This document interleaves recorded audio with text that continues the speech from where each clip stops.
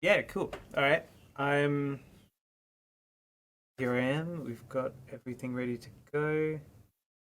I'm just slightly distracted by my terrible green screen, so apologies for how bad the green screen is. Like the background is flickering and all this sort of way. Um, from my background, it's all yeah. No, no. Well, don't. I mean, if I've showed you, then it would be. Um, if I showed you, it would do a horrible regression animation. Okay, But okay. I will get started. Yeah, let's go. We might as well.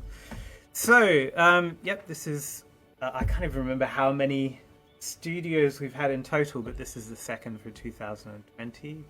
VR Studio live stream with Matt Chun. I will go through my checklist because that's how I keep myself sane and avoiding missing the thousand things that I'm supposed to do. So I'll start off with the acknowledgement of country, paying my respects to the Gadigal people of the Eora Nation, and point out that sovereignty was never ceded. Um, Today we will be talking about a live stream that we've been working on for a little bit longer than a sort of 3-4 week block. It's been sort of protracted over a bit of the year. Not quite so much as Abdul's one, um, but just the situation has been a little bit more interesting in terms of going down to Bermuda, which was fantastic, taking all of the technology down, having different sort of distributed experiments over the period of the studio. We're going to be talking about the outcomes and our little experiments that we've been doing, but also a whole bunch of conversations that we had around the subject of monuments and publics and virtuality and time and myth and a whole bunch of different. The way that this live stream is structured, what we would normally do is a little bit of an informal demo. This set of experiments, or the main experiment that I want to show today, is not based in VR, so everyone can jump into it if they want to. It's actually a website, a web XR website, so you can look at it just on the desktop, or if you have a VR headset, you can jump into it and see it in VR as well, all through the same URL. So it's mostly just going to be quite quick talking through what this thing does. And then we'll have heaps of time for just talking about the concepts and what our experiments were. And I think Matt's got some slides to talk through some of the inspiration and the foundational thoughts around what we were doing. I have some bits and pieces just to talk about sort of the technical approach and different things that we tried, and you know, issues one way or another that are actually quite interesting issues. So in terms of the technical stuff, the stuff that was difficult to do is actually quite interesting. Why it was difficult to do. Yes, and then at the end there's time for a little bit of a Q&A if people have any questions, or we can have a little bit more of a informal, wider discussion of the project. I'd like to thank Australia Council for the Arts and Create New South Wales for supporting the project. Also, there are all of the archives of all of the live streams that we've done over the last few years, so the 2018 ones and the 2020 ones, and Abdullah's one from earlier in the year are available on the Facebook page and also via the Tactical Space website, tacticalspace.org. And more information about the other VR studios, some animation content and videos and extra bits and pieces associated with the other project. Cool. So without further ado, I will introduce Matt Chun, who's an artist and a writer. And I suppose I was introduced to Matt via... Actually, the most immediate way was your illustration of Louise Zhang, the portrait that you did of her. But I think, it's hard to say with all that Instagram things where people sort of your awareness sort of sits with seeing things come through, and then it kind of reaches a critical mass, and then suddenly you're aware of the stuff that people are doing and following and paying a lot of attention. Um, would you like to give an introduction to your practice, Matt? Yeah, sure. Well, first of all, thanks, Josh, for for the invitation to be part of the VR Studio program. It's been like a really exciting and quite astonishing experience. I should say. I'm on Ewan land over here, on the East Coast. So yeah, I mean, I'm an artist and a writer, as Josh said. I do children's books occasionally. So drawing, I guess, is my main practice, and that kind of traverses portraiture and landscape, a whole range of things.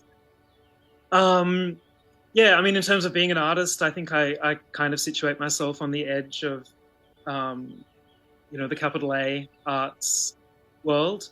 So it's always a hard question to answer. What it is that I do. I mean, a lot of my stuff actually at the moment is collaborative, increasingly, which has been, interesting for me. I'm not, like a naturally cooperative person, but I think I'm getting better at it. I mean, Josh and I have worked really well together. Another really important collaboration that I'm involved in at the moment is with my friend, the artist James Tyler, and our project Unmonumental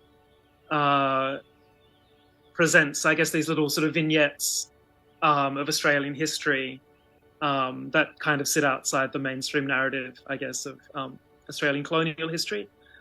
So, yeah, I mean, Josh, that's a collaboration that definitely sits adjacent to the work that we've been doing in a much more kind of playful, experimental, and like hilarious way.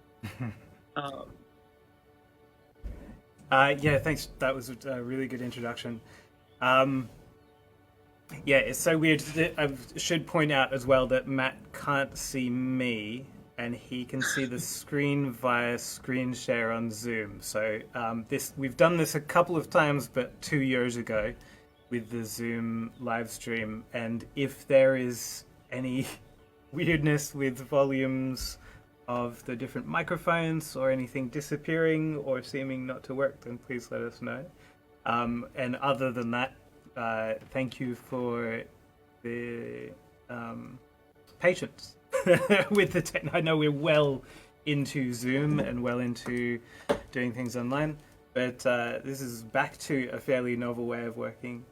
And yeah, we'll see how it goes. Unmonumental and some of the work through Runway, I think, was also actually that was what was in my mind. Just reaching out to Matt around the possibility of doing a VR studio was a really interesting project done for Runway a few years ago. I wonder if, for the moment, I should jump in and just sort of talk through, or maybe we could sort of share the process of talking through what the final outcome was, or what the sort of final experiment was. So you can see what I can see right here, Matt? Yeah, yeah. I actually been wondering the best way to introduce it. I suppose you could say, like, Unmonumental, do you want to talk about your recent practice with James and exploring monumentality as an introduction to this? Yeah, I mean, I guess that it came out of, I guess, similar work to, I think, the work that you originally responded to, and the reason for reaching out to me. I think were some illustrations of monuments in various stages of degradation. And we've stayed pretty close to that thematically. but yeah, I mean, my work with James really came out of conversations we were having in the wake of the Black Lives Matter protests of 2020. And you'll remember that there was that that wave of energy around monument removal, monument destruction, and I guess the reimagining of monuments. And there was that moment where Scott Morrison could, I guess, see the writing on the wall, and preemptively, well, as a way of hosing down any kind of iteration of those protests in this country, he was on the radio, I think, saying, Australia is very different. We don't have a history of slavery here, etc. And that was the moment that James and I thought, well, let's just kind of start this project where we put, these very basic objective historical facts about this country's colonial history in particular on the record and illustrate them in, really kind of accessible ways. Because, for example, Australia has a very real history of slavery. And so, yeah, I guess it was illustrations like the ones that we're looking at that James responded to too, and that led to those conversations. I'll just pop up. Oh yeah, here's the Monumental project. Yeah, I mean the work for Runway, I guess slightly predates that. I guess the idea of monumentation, of statues and the projection of colonial power into public space is something that's been, it's a theme that I've returned to quite a lot over the years. And so, yeah, I think our collaboration, Josh, has like pulled a lot of those threads together. And yeah, has also helped me think about things in different ways as well, particularly in, thinking about public space. I've always thought about public space as very real, tangible space. Mm-hmm. So to be bringing some of those ideas into virtual, digital space, an area that I've done almost no thinking about, has been quite exciting. Yeah. I think what I've found it's really fascinating to think about that point. I mean, it wasn't the first time when Morrison had said something that was kind of I don't know if even revisionist is the right word, but just something like wrong. blatant, Yeah. A counter version of history. And yeah, well, I mean, obviously, the thing we're looking at now, assuming this is what everyone's looking at. We all remember this moment where the cops were deployed to surround Cook to make sure that nothing like what we've been seeing for the preceding weeks was going to happen in Hyde Park. So this little series was just, in quite a blunt way to sort of imagine various versions of desecration. Oh, I didn't. Which, of course, we weren't permitted to to go down that road here yet. Yeah. But also thinking, I mean, it is interesting to watch, to have watched that energy around monument removal, which began obviously in the US, but we saw it across Europe as well at that time. And, by way of contrast, to think about why it is that kind of energy and that kind of action seems impossible here. Or so, we seem so far away from that here, despite, having very, very similar and equally, reprehensible pieces of public monumentation here. Yeah, absolutely. I mean, well, that's kind of the inflection point as well of what Morrison was saying was to draw a line, a delineation between any attempt to critically look at history overseas and say, oh, well, we're not like that. We don't have the same history. It's not a valid exercise to go through and ask questions. We're not, I mean, it obviously is. It's a colonial country. It clearly is. The thing that fascinated me about this project was it's like how they're talking about those ideas of virtuality and, looking at what is potentially a layer over the top of a real space. Not saying that the virtual isn't real as well, but just like, there's a kind of concrete physical and then what's going on with monumentation. And for the Runway project, I really like this sort of this almost sci-fi speculative way of introducing interventions, where the provocation of it is almost because so much of what we think about that Cook Monument in Hyde Park in Sydney is a projection of a mythology and a national, particular national story, all of that sort of stuff. The idea of provoking with this sort of speculative intervention can do quite an interesting thing to the virtual of that space, if you know what I mean. It's speaks the same sort of language as any of those conversations.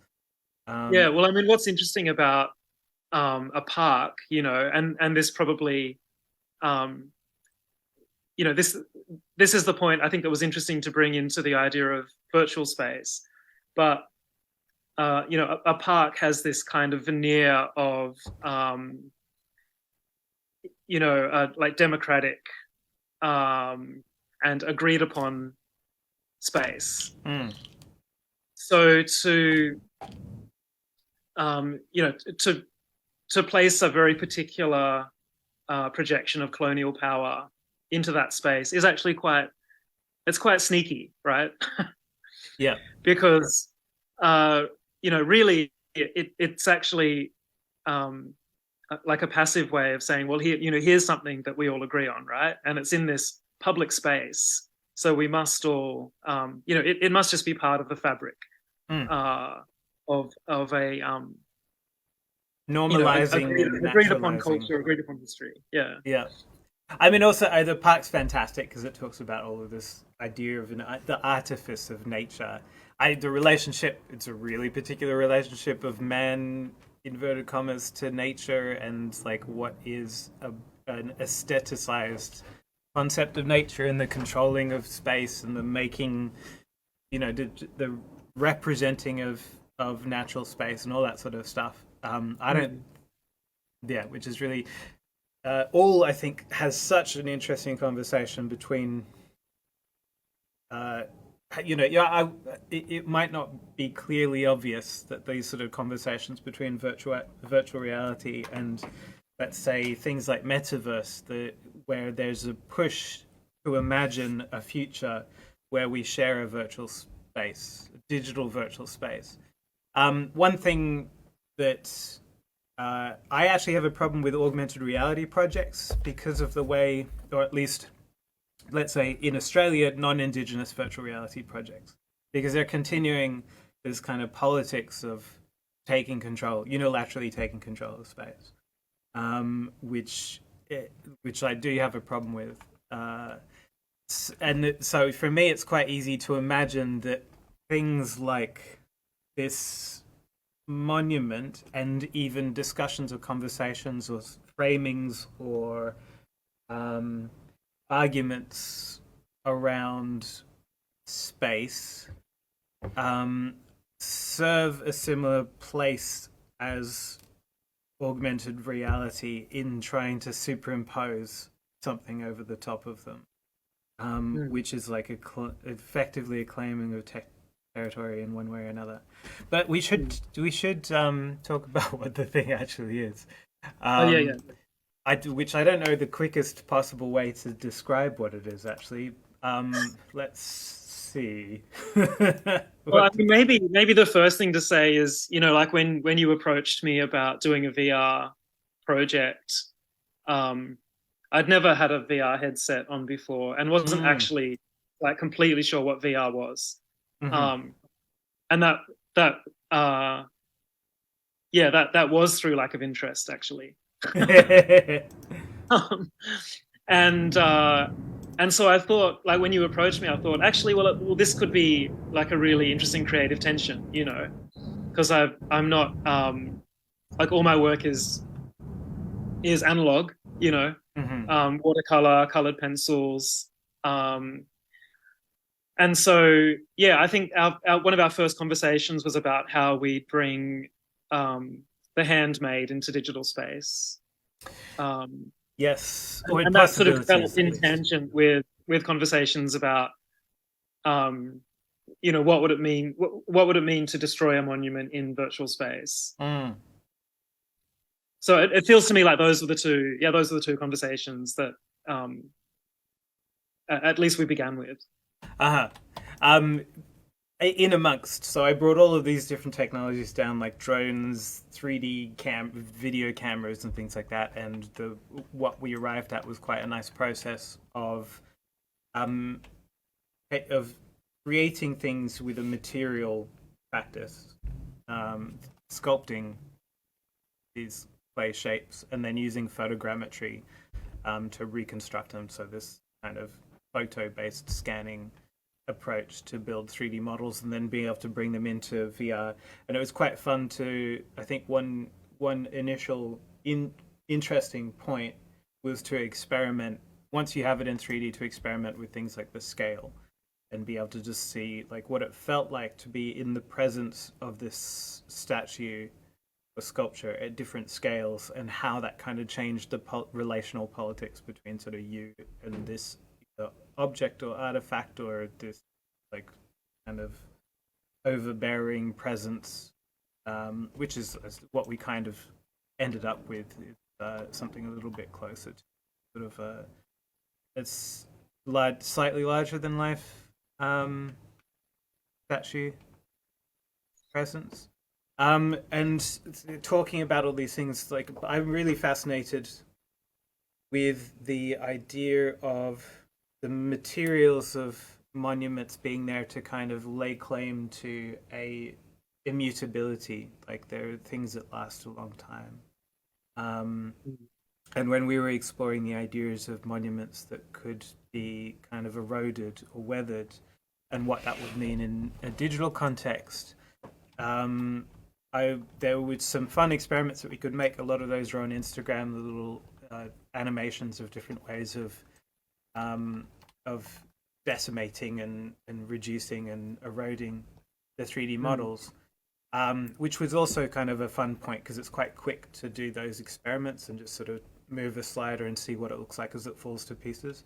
But the thing that I thought was important to do, and which is kind of the crux of thinking about or a lot of the problems that it's taken to make this thing, even though it looks sort of visually fairly straightforward, is how to actually disintegrate the model, not kind of in a convenient, totally abstract way, where you still Mm. have the original digital model and it's totally unaffected, but actually chomp away at the file itself. So not allowing there to still be a copy of it because, um, in my mind, if you had this object eroding away, but at the same time you could have 1,000 different digital copies of it, or the process you were using to erode away kind of necessitated um, just having a perfect version of it as the starting point that would always be there at the start as a starting point. That kind of Mm. affected the commitment to the concept. So what this is a virtual space where there is a statue of James Cook that has been reconstructed from a clay sculpture, and over time, over the space of about 28 days, it sort of erodes into nothingness. We also played with the time a little bit. We've got an extended version of the Australian national anthem that has been blown out to a much longer version of it, and I'll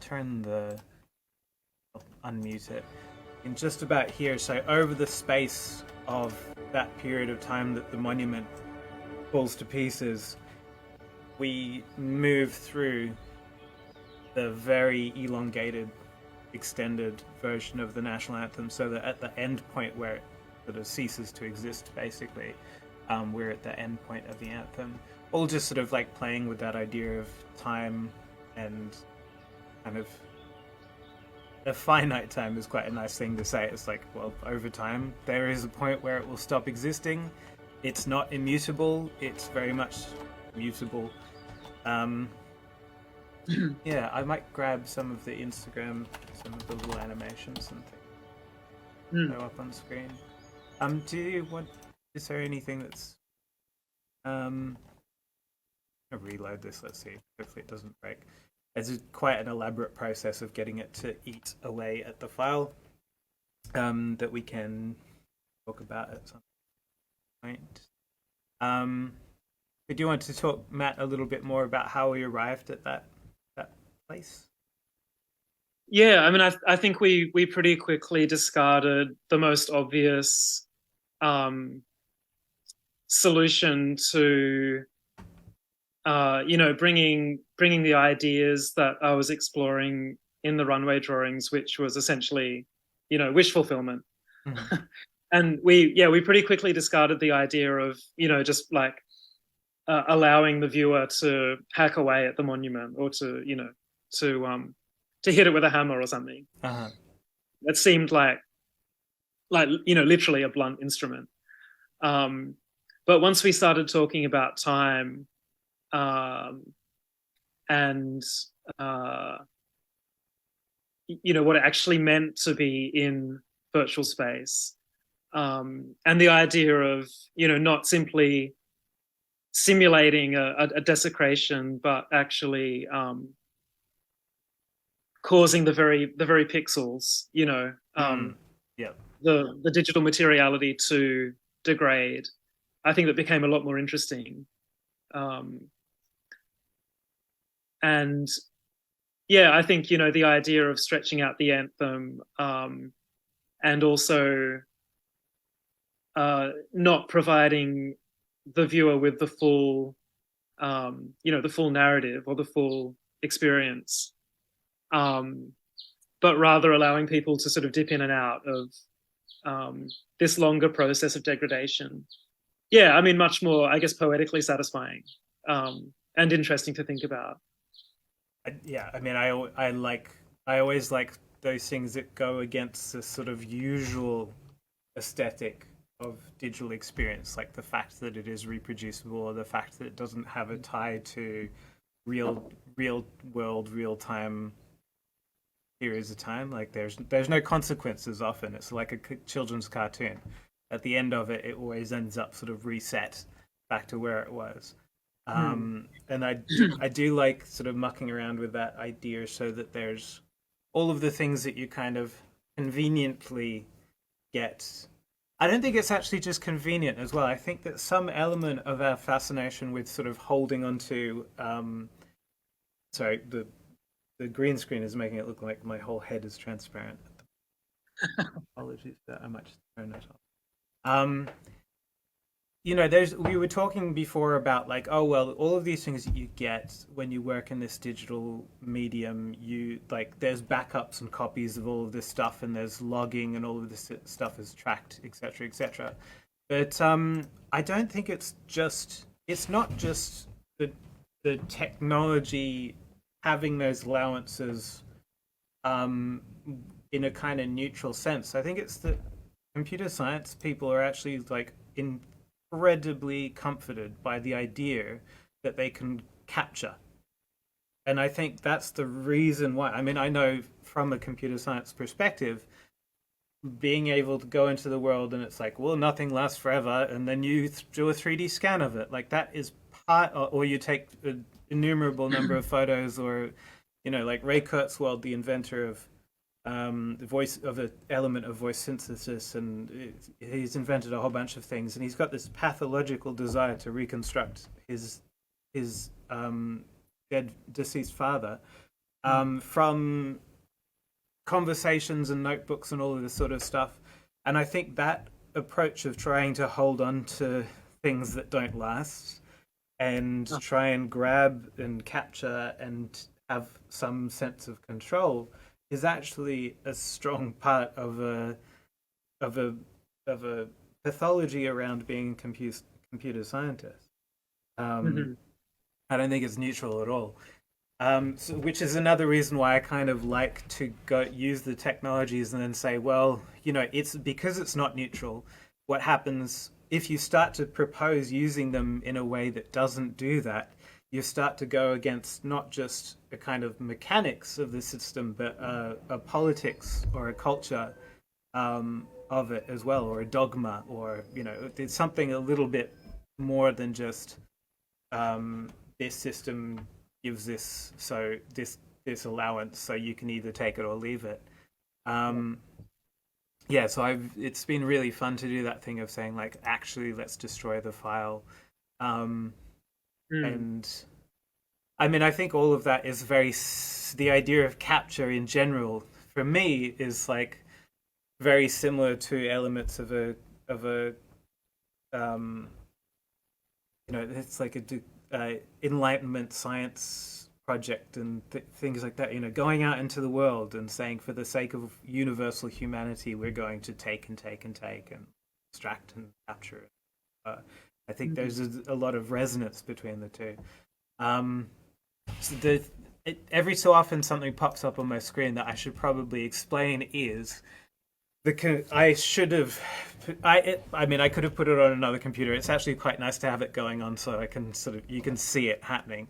But here is the animation of a test of the sort of degeneration of the file over time. But when the screen pops up with a little black window, what that is my computer automatically going through the process of eating away at the file, one little byte at a time, and then committing it basically to the server.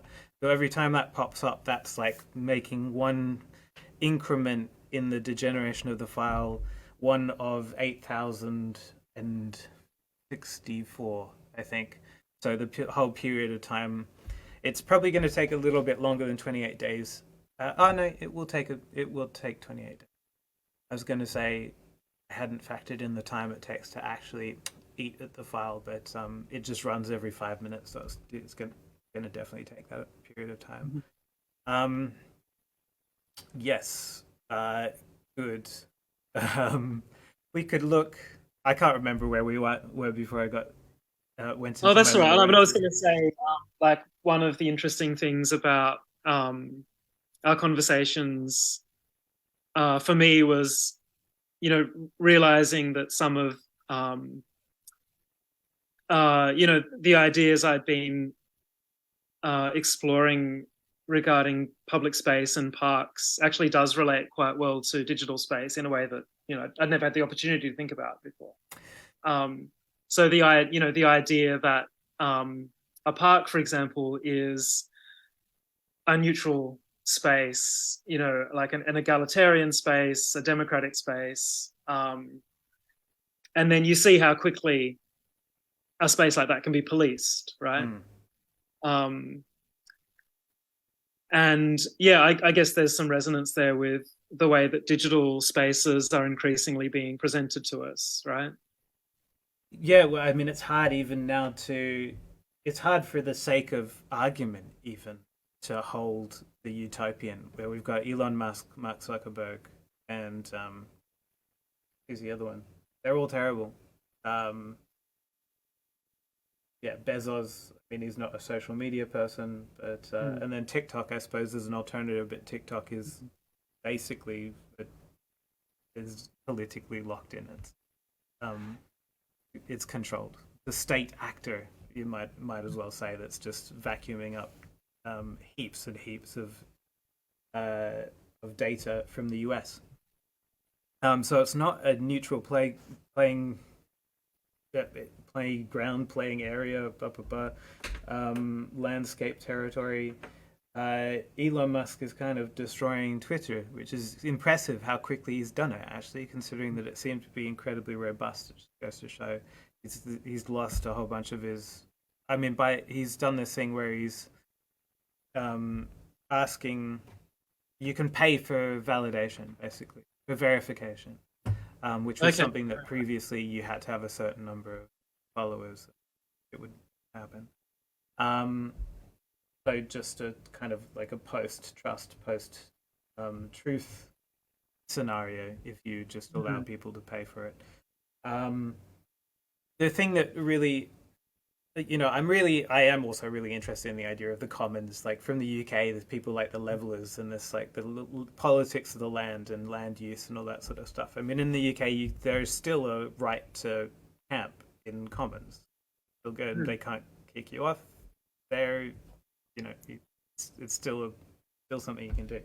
But the thinking about all of these spaces are supposed to be like town square-esque sort of meeting points of different minds and all of that. It's like they're corporate. There might as well be. I know, Matt, we've used this language before, but it's like a mall, and you have as much control. You can consume, and you can maybe consume in a way that you feel expresses your individuality and creativity.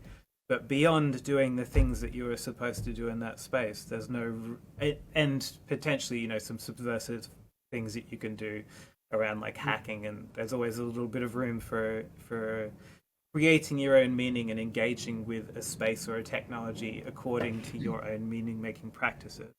But that being said, there's also a kickback where those things get locked down.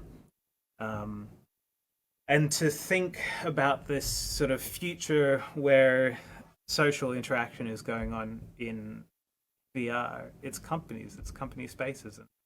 And the worst, it's already short circuiting, it's making the jump before any of the more utopian stuff to the worst parts of any sci-fi that talks about virtual reality.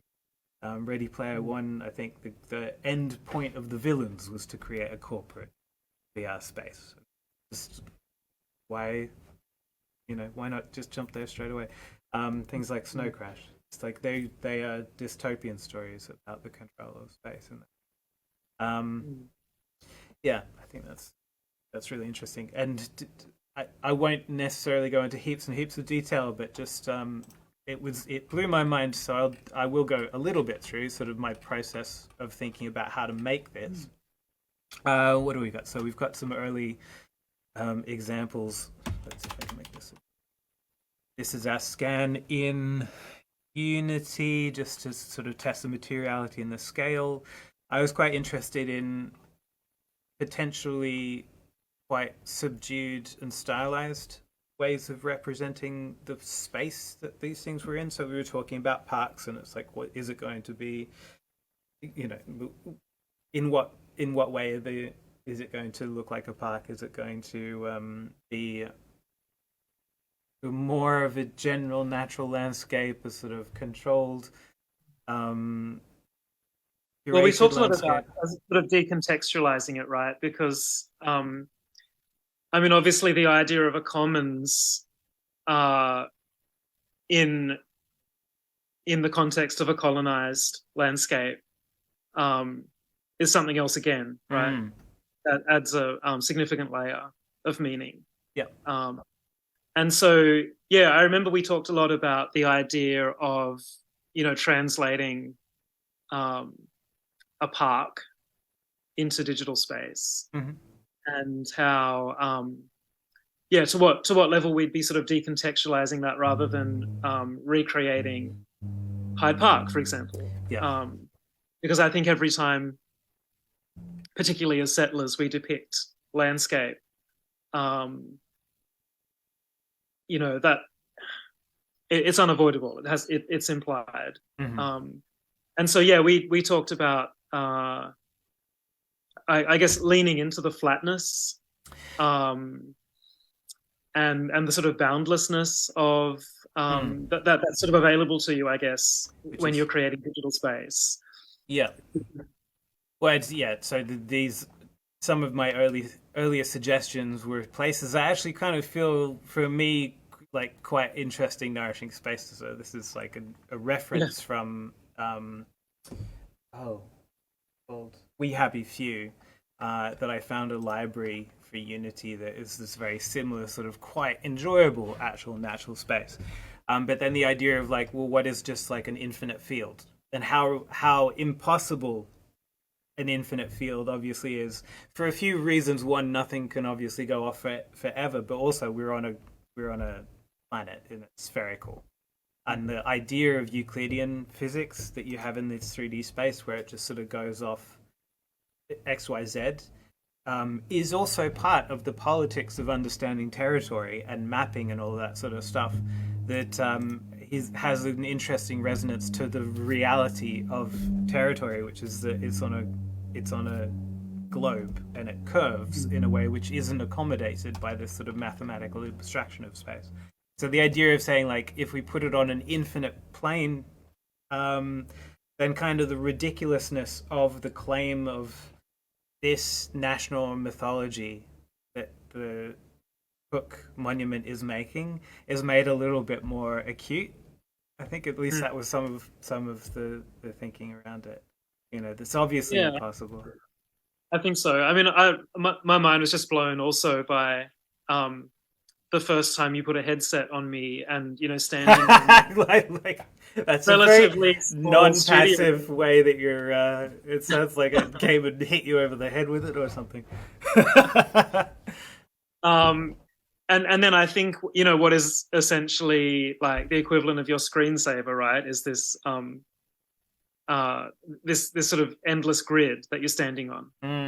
Yeah. That really interested me, and much more than kind of recreating quote unquote natural space. I think one of my first suggestions was, well, what if we just keep this kind of endless grid screensaver and just kind of put the equivalent of digital astroturf on it, and really embrace the artificiality of it. And I think the idea of the natural too is interesting, even in terms of talking about Hyde Park or a commons public space. It's often like a simulated natural space, within a built environment, on top of stolen land. There are so many layers beneath that idea of what natural space looks and feels like. Yeah, absolutely. And it's actually nice to going back to find these little pinpoints of inspiration or points of interest with some of the just general VR stuff that we looked at. Be quite good. I'm trying to remember what else we looked at as part of the list. But it's really nice that just the idea of this space that's supposed to be a neutral home screen. I'm trying to find a picture of it, but yeah, I'm trying to find a picture of it. Yeah, I mean, it was just the space you end up standing in, in between playing with one program and the next, right? Yeah. So but that really sort of captured my attention. Sort of like this, an infinite grid. I guess so. Yeah. I mean, even that one looks a bit more ornate than yeah, the sort of the bland grey grid. Yeah, it's just something that goes off forever. And quite mind blowing. What are the other references? Let's see if maybe is anything else in the set of experiences that we looked at the onset. I mean, Mira really liked the Google Earth, the sort of scopic power of being able to float around like a god and sort of go to these places that you've experienced, that you've been to in person. I love that. I think it's really compelling. Yeah. This is my 11-year-old son you're talking about. Yeah, he loves maps and geography, and so he really enjoyed that. But even that experience there's an interesting tension between the artificial dimensions of topography and the flatness that you kind of it's constantly receding into flatness. I guess that's the limitation of the medium. But yeah, and even weird blobby artifacts around things. I mean, it's an interesting process to try and figure out what they are.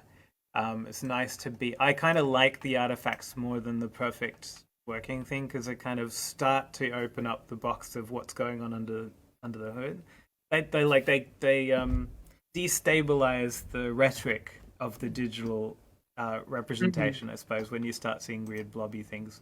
Yeah, and it'd be sort of like biomorphic, I guess, like versions of things that you may recognize, and it requires a lot of suspension of disbelief.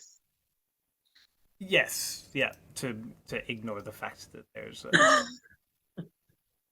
yeah. So this sort of stuff is like it's like photogrammetry, basically. These 3D models coming out of things, right? And then that looks like in the midst of a earthquake, the way that it's falling to pieces. And it's great, actually. It's really great. It makes me happy how quickly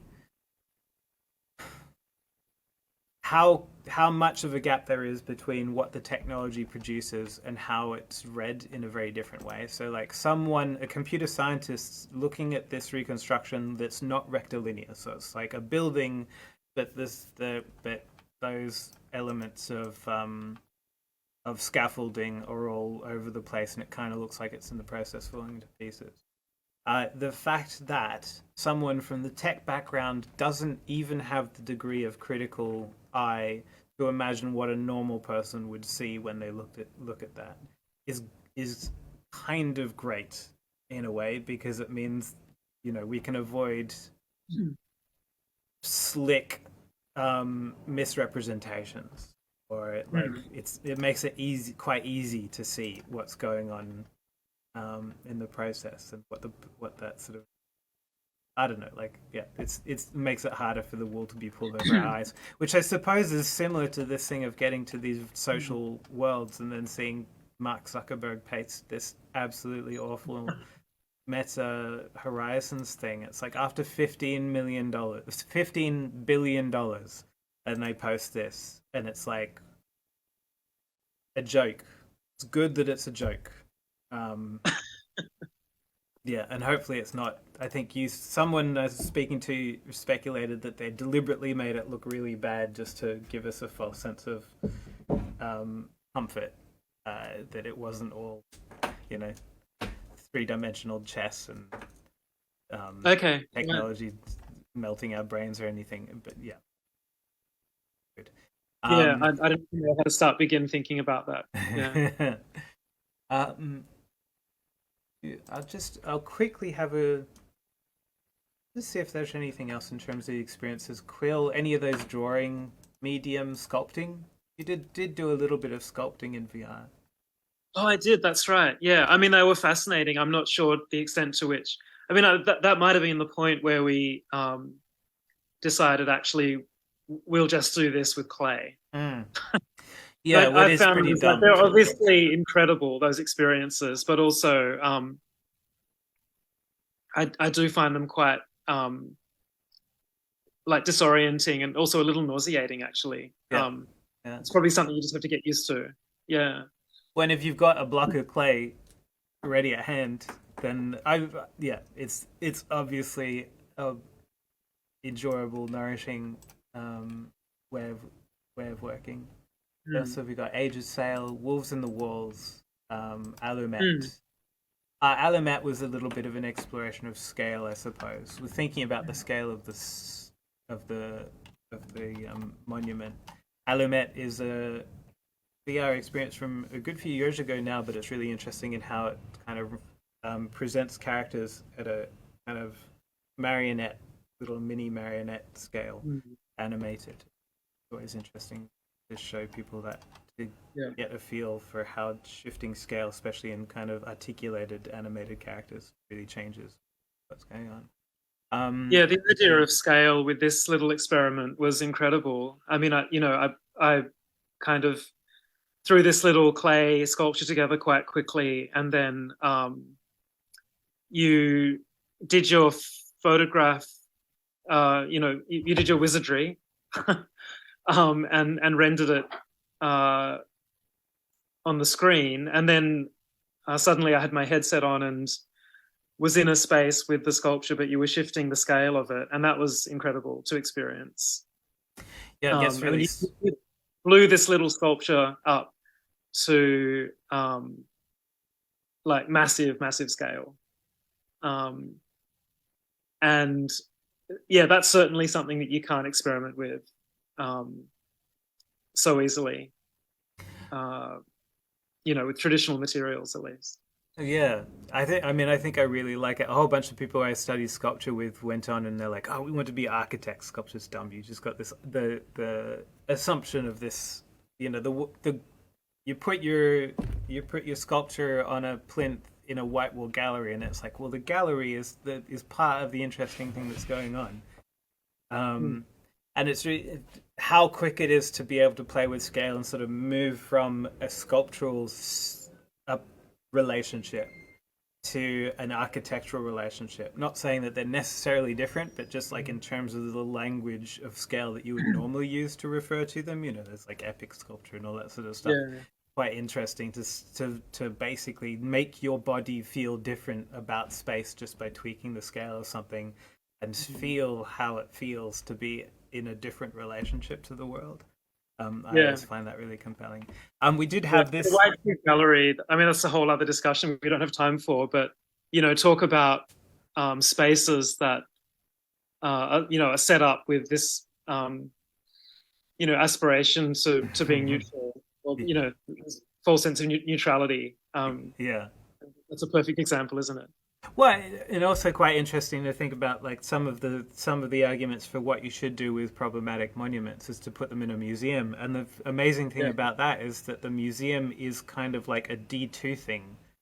It's the way in which it's like almost an anthropological relationship where you say we're taking this thing and we're kind of bringing it under control and taming it in a certain way and putting it in a historical context that we write the historical context for.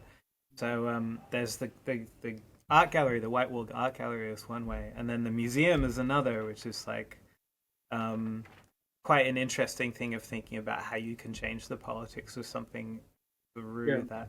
I'm just showing this as one of our other moments of experiment. This is where we're trying to get the watercolor, or successfully, I think, getting that watercolor aesthetic on the grass. Well. And building this space. It's like a little bit maybe too grand. It's yeah. I mean, I think also before we move on from museums and white cubes, is the other thing to say about them is that they do allow us, these kind of permissible acts of dissent and radicalism, within some prescribed parameters. In a similar way to public parks and also maybe digital spaces, right? And I think that's probably important to their actual role, which is controlling narratives and protecting power. Well, this is. I mean, do you want to talk about? I didn't occur to me when I was making that reference. Your skin in the game, and you were probably in the process of writing a reflection on something particular to a museum. Oh yeah, I mean, I might keep that to myself. Watch this just for now, yeah. But I mean, I think just in general, it does interest me the way in which the way in which the art world, quote unquote, profits from and sort of revels in progressivism, within very distinct parameters. Yeah, absolutely. Actually, there's an interesting crossover talking about photogrammetry, so the process of building these and museums. There's some interesting discussion over repatriation processes where the gallery has used photogrammetry to build 3D scans of the thing before they repatriate it, and just a general question of like trying to be more mindful or just not conveniently ignoring what the politics of digital things are, basically, which goes back to stuff that I did um, archaeologists in Western Australia, the way that they were doing their 3D reconstructions. But also similarly, so I thought that this would actually be quite easy initially to be able to build these models that degenerated, because there's all sorts of platforms out there. And I thought, all right, well, I'll just host the file on my own server, and then I can do whatever I want to the thing. You know, all of the infrastructure, the technology. There's no good reason why you couldn't do this. Just host the file, point to it. Anytime someone goes to this virtual space, it points to your server, and they get whatever version of the file they've got. But the problem is that all of these platforms, so including things like Meta, Horizons, went through a whole bunch of different sort of social VR spaces and Mozilla hubs as well. I did start to go down the rabbit hole of creating my own Meta hub server, but had Amazon Web Services, which is something that I probably should not engage with anyway because it's Jeff Bezos and all of that sort of stuff. Was the way that I would do it, and it was causing some problems anyway. But it's all of these different social spaces. They don't really give you, for one, Meta Horizons is a copy of Hubs, basically Mozilla Hubs, which is an open source project, and they've spent $15 billion creating something which is almost exactly a copy. If you've been to both of them, it's really clear how much inspiration they've taken from one to the other. But also, they don't give you control over objects. So, for the handful of social VR spaces where you can just introduce your own object without like selling it or getting it approved or whatever, you're basically uploading it to their server, and then they have it, and the audience or visitors point to their version of that file, including Mozilla hubs, unless you have your own server. In fact, I'm not even sure that I could have hacked it to make that particularly different. So what I've done for this one is just make the technology itself behind it is all really straightforward. It's like a web page, basically describes a 3D environment. And for this, I just say like, well, here's my file. Here's my.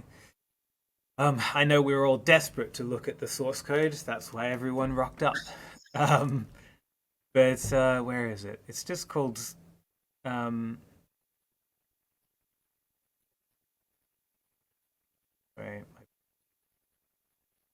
Oh, it's in assets. So statue, it's just a statue file. It just points to it. It's like very straightforward creating this environment. You just say, I want there to be some grass here. I want there to be a statue here. Position it, rotate it, blah, blah, blah. The reason why I have had to do something a little bit more interesting, where instead of just saying bring in statue, I've had to insert this random number after it so that every time the page loads, it doesn't just use the cached version, it throws away the cached version.